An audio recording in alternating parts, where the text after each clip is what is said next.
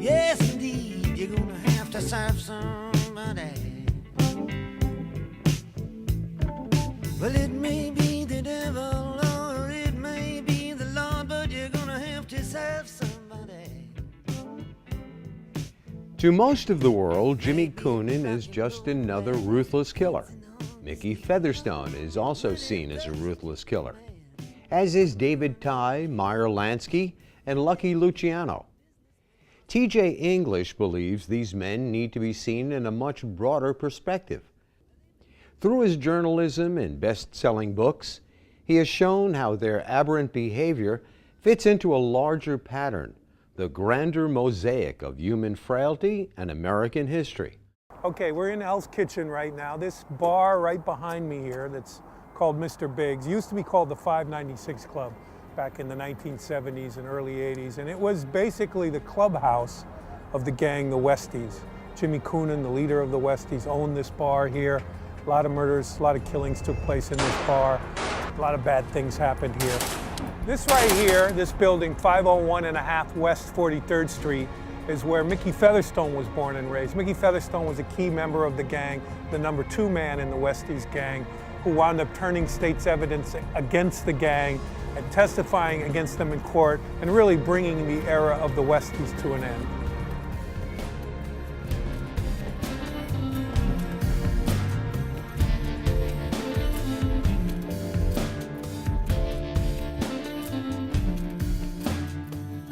Can you tell us what religion and faith played in growing up? Well, I grew up in a Catholic household, and it meant a lot to my parents, and there were a lot of us, 10 kids, and we all went to Catholic grade schools and were sent along on that path. We're altar boys and all that kind of thing, so certainly the role of religion was ever present in a daily basis in terms of my education, my formal education, and that continued really right through high school, college. I mean, I went to Catholic school all the way through university level. But when you got here, you didn't get a job as a writer right away, so how did you support yourself? I had a series of jobs. Worked as a janitor in an office building in Midtown for a while, worked as a bartender for a while, and then found work as a taxi driver. And that was kind of a key moment for me as a person, as a writer, because it opened up the city of New York to me in incredible ways, maybe in ways that no other activity really could accomplish. Driving a cab took you all around the city to the 5 boroughs. You were going to be dealing with all the different social strata of the city, because really everyone takes a cab at one point or another in New York. So it was sort of like, I consider that my New York City education. That was really the full immersion into becoming a New Yorker. And I really do think that having done that, driving a cab, and the experiences of that gave me the courage, the confidence, the inspiration to pursue the certain types of subject matter that I eventually would become known for writing about. This shop right here is a key location in the story of the Born to Kill gang. In fact, this entire area right here in Chinatown was the main turf or territory of the Born to Kill gang. And there was an owner of this shop who had complained to the police about being extorted by the gang. And the gang heard that he had gone to the police, and they came to this shop and assassinated the shop owner in the middle of the afternoon right in front of his wife right here in Chinatown.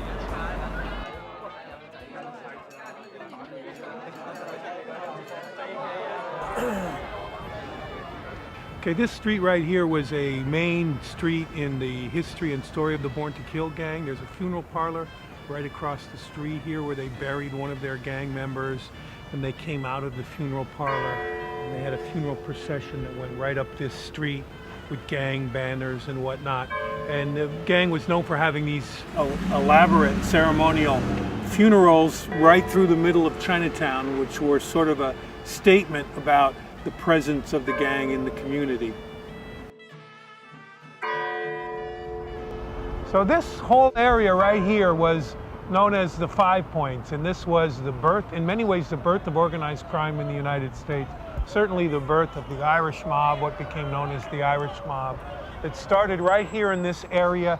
As you see today, the 5 Points, ironically, is the central court area in downtown Manhattan. Over here we have the federal courts. All up this street here, Center Street, is the state court, the criminal court building, and also the local prison, which is up here. So what was once the domain, the original domain of the gangs, is now the domain of the criminal justice system in New York.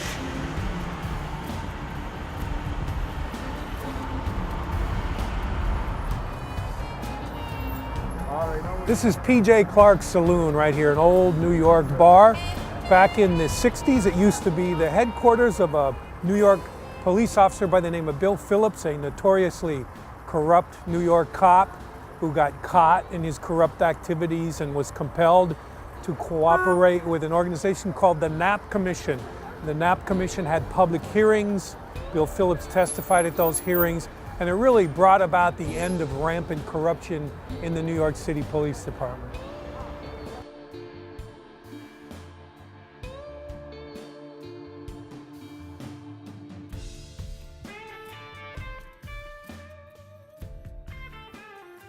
Yeah, so right now we're in Harlem, Upper Manhattan, Harlem, USA. Back in the 1960s, this neighborhood was at the center of a lot of racial turmoil in New York. The beginnings of the Black Panther Party in New York. I write about this history in the book, The Savage City. We declare our right on this earth to be a man, to be a human being, to be respected as a human being, to be given the rights of a human being. The New York chapter of the Black Panther Party began just one block over from here, and Harlem in many ways was at the center of a dramatic racial transformation that really would change the face of the United States. Okay. Do you see writing as a manifestation of your faith? Yes, I don't talk about this a lot, but and I don't get asked about it a lot. But for me, and I don't think about it a lot. But you asked the question, so the answer to that is yes, and I know that it is. And I know that issues of faith are behind a lot of this, because you write about the world of gangsterism and organized crime. You deal a lot with death, and you deal with a lot of moral issues. And in the course of writing and researching these stories, I'll meet people that have engaged in this activity, and so I'll be in the room with people who have killed people, or I'll be in the room with people who've had loved ones of theirs brutally murdered. And so the presence of mortality and morality is right there, front and center. And so I'm constantly asking myself, how do you interpret, how do you judge, or do you judge? And if you don't judge, how do you justify writing about it, or presenting it, or some people might say exploiting it? All of these things become questions that I have to deal with. And so the issue of faith guides me in terms of my own moral way in which I address the subject matter that I'm writing about. And it particularly becomes important also in terms of how I deal with the people the sort of people that I wind up interacting with, interviewing, getting to know in the course of writing on these kinds of subjects. I guess what separates you from a lot of other writers who may be working in the same field is a lot of crime writing is really about sensationalism. You know, it's about the blood and guts, and that's probably what happens when you see it on TV. Yeah. But yours, it seems to me, goes a lot deeper. You know, even when you're in the room or writing about murderers or you know, drug dealers or any of these people, you also have a much deeper perspective of them. You know, they have other aspects of their life, and you see them much more human, and they have really good sides too. I mean, they're good to the family, they're good to their friends in a lot of ways. And was that something that's really, you worked hard to try to get out, to get a fuller picture of them? Yeah, it's a big part of it. You know, ever since Adam and Eve left the Garden of Eden, the social universe, cities, the world that human beings create in which we interact, is created by flawed and failed human beings on every level. We see it on every level. In the underworld, the criminal underworld, you are dealing with people who I guess you could say in some ways have a more conscious awareness of the fact that they're living in a fallen universe. And so the idea of violence and all of that becomes more justifiable. What's holding him up?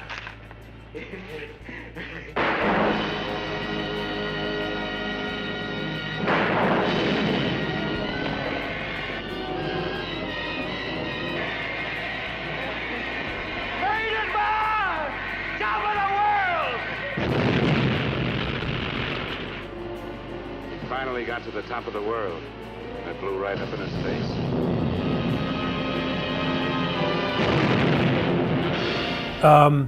But that's the question about the context, the social context, yes, because to me, I don't think you can understand why somebody does something unless you understand the social universe in which they live and all the factors that may contribute to why somebody behaves a certain way, and particularly when you're dealing with what is called organized crime or criminal activity that is somehow rooted in the social and political system in which people live, then you cannot write about it without writing about those things. And you're right, on television or in newspapers or in the true crime section of bookstores, you see crime sensationalized a lot. You see it treated as if it's some kind of weird aberration, you know, and a lot of people's attraction to it is that it's so far outside the norm, whereas to me, writing about crime is very much within the norm of the social universe and the human experience within the social universe, and so they're totally intertwined. I could not write about crime without writing about the social context and the sociology surrounding the events that I'm writing about. You also write a lot about immigrants or people who are coming over here for the first time. In many ways, it seems that you are writing underneath the idea of the mythic American dream. Is that something that? Oh yeah, absolutely.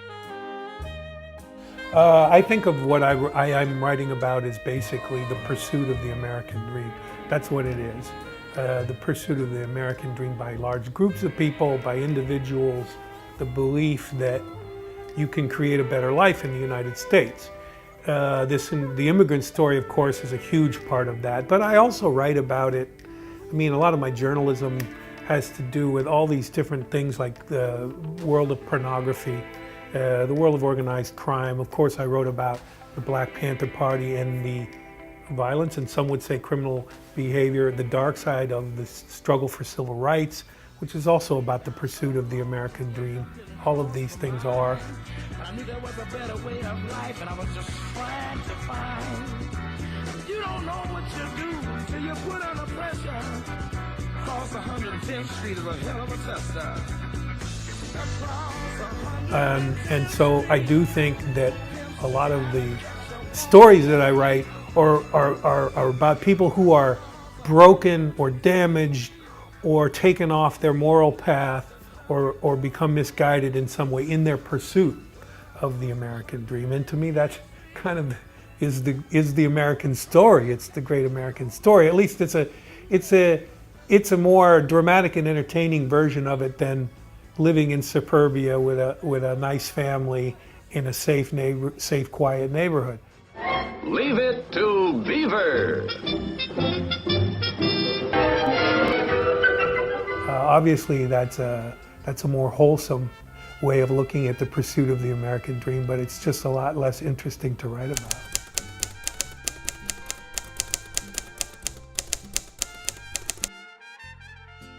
What role do you think faith plays in the people who are pursuing this American dream and who have, by and large, by the time you've written about them, have fallen?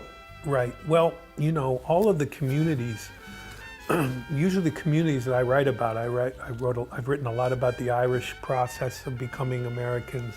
I've written about the narco war in Mexico, and so I've written a fair amount about Mexicans trying to find their way in the United States. I wrote a book about a Vietnamese gang who were refugees from the Vietnam War, who came to Chinatown and were trying to find their way here. So a lot of what I write about are groups of people and individuals who are at that entry level, and they're in a community, and faith is a important part of these communities. I mean, I think faith in immigrant communities is often more central and stronger than in any kind of community because of the levels of despair and desperation that exists when you're trying to transition from one culture and society to another.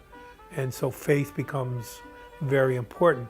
I do think that the people I wind up writing about, however, are the people who have lost connection to faith, who have lost touch with faith if they ever had it. Maybe they never had it in many cases, or they had it and lost it. They've become outcasts.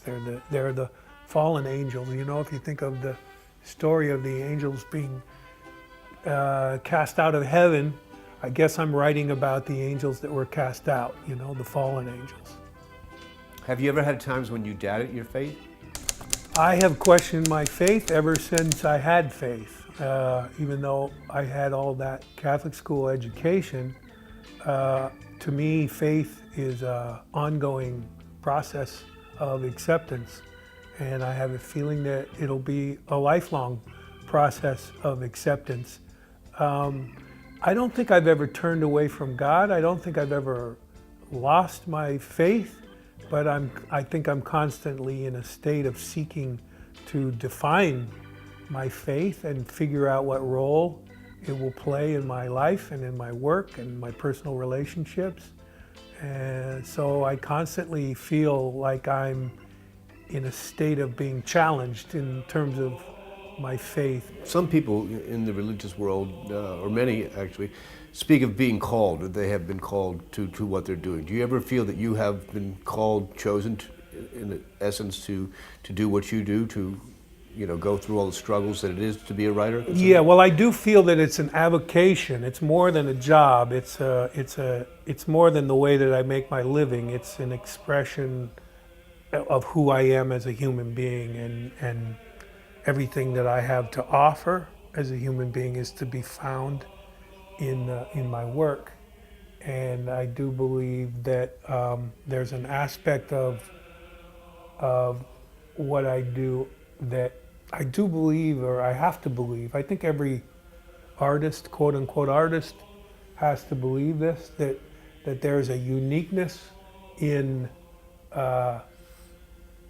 their struggle, and that they have something to offer that is unique, that no one else has to offer, and that part of the challenge as an artist is to keep trying to find ways to manifest this, to express it, different challenges, different jobs and things that you do.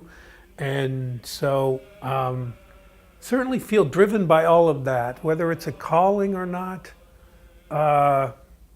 I guess in some ways it is, because I do feel like that once I began on this path, I had no choice but to pursue it. And I would have been a wreck if it hadn't panned out. I would have been a kind of broken human being in a way. And so I guess in a way I guess in a sense that I do feel it that way.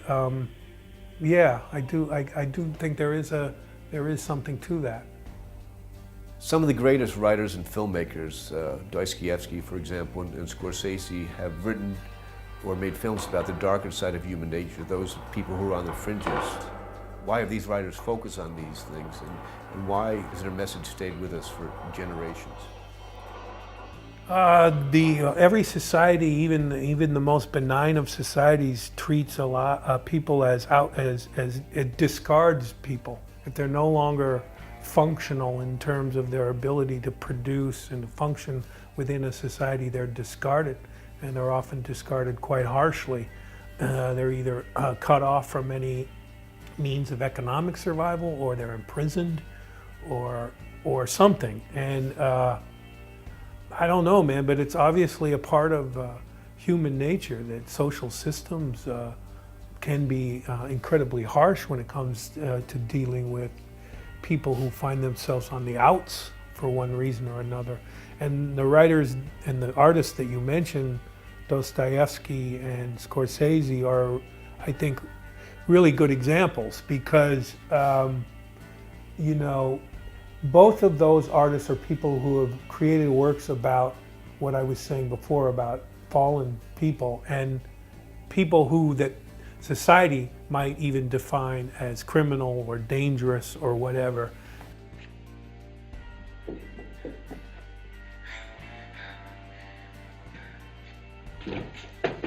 Help! Murder! Police! Police! And so that the guiding principle for those artists became to find a way to show the audience, the reader, the audience, the humanity in the characters that they're portraying, but also, and by doing that, hopefully leading the audience and the readers into a more expansive understanding of their own humanity. And the idea is that when you finish the book or when you leave the theater, that you apply that knowledge and that wisdom to daily life. It's not always the case. It's kind of the old image of Don Quixote, you know, and blowing against the windmills. You do what you can, you know, you try to illuminate these things and hope that it has the ability to go forward into the community. And I think the greatest, maybe the greatest testament to that is what you've said of the fact that all these generations later, we still read Dostoevsky for that same inspiration. And I'm pretty sure that for many generations, people will be referring back to the movies of Martin Scorsese for the same reason, because there are still lessons to be learned and wisdom to be found in the great works of those artists.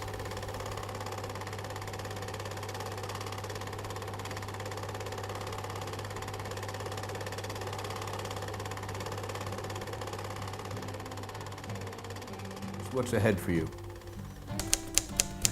For me, what's ahead for me is to continue to find interesting ways, new ways, challenging ways to shed light on